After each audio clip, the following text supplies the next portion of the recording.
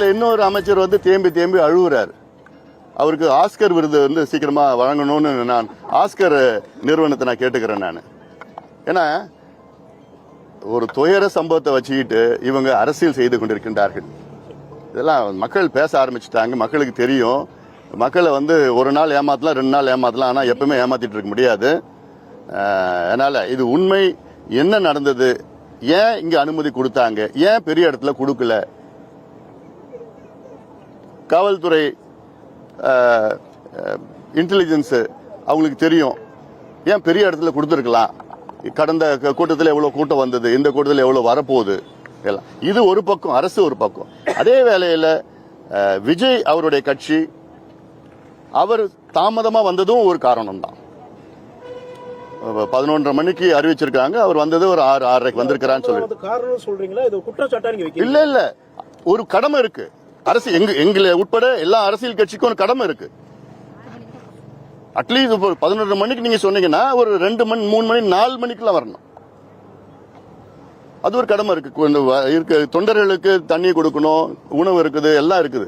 அப்போ தாமதமாவோ இன்னும் கொஞ்சம் கூட்டம் சேர்ந்து அவங்களுக்கு அப்படியே தண்ணி இல்லாம சாப்பிட இல்லாம எல்லாம் ஒரு மனநிலையில் இருக்கிறாங்க. அங்க நாங்களும் மாநாடு நடத்தியிருக்கிறோம். சமீபத்திலோட நாங்கள் மகாபலிபுரத்தில் நடத்தியிருக்கிறோம்.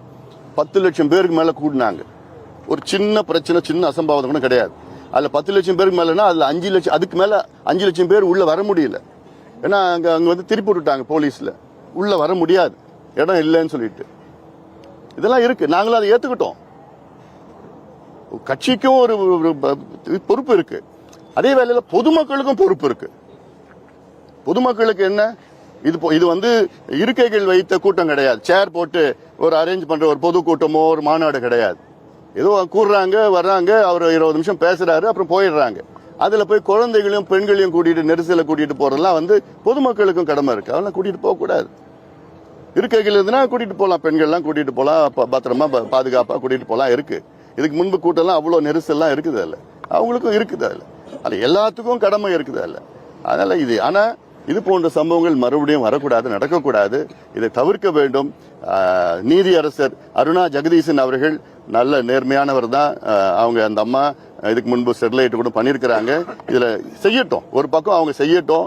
ஏன்னா இதுல வந்து அரசாங்கம் எல்லா உண்மைகளையும் அவங்க கிட்ட சொல்லுமா இல்லையான்னு தெரியல எனக்கு.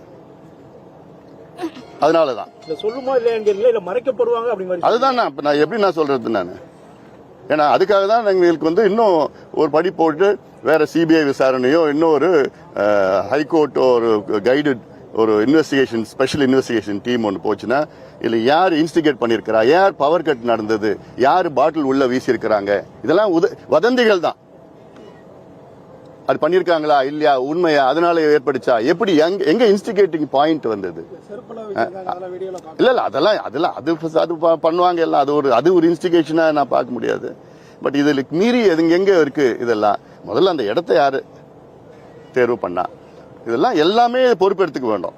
எல்லாமே இதுல வந்து இவங்க தான் சொல்லி யாரும் பழி சொல்ல முடியாது. இல்ல அரசாங்கத்தையோ அல்லது விஜய் அவர்களையோ அல்லது பொதுமக்களையோ எல்லாமே இல்ல அவங்கவுங்க ஒரு பொறுப்புடன் இன்னும் கொஞ்சம் மேலும் பொறுப்புடன் நடந்து கொள்ள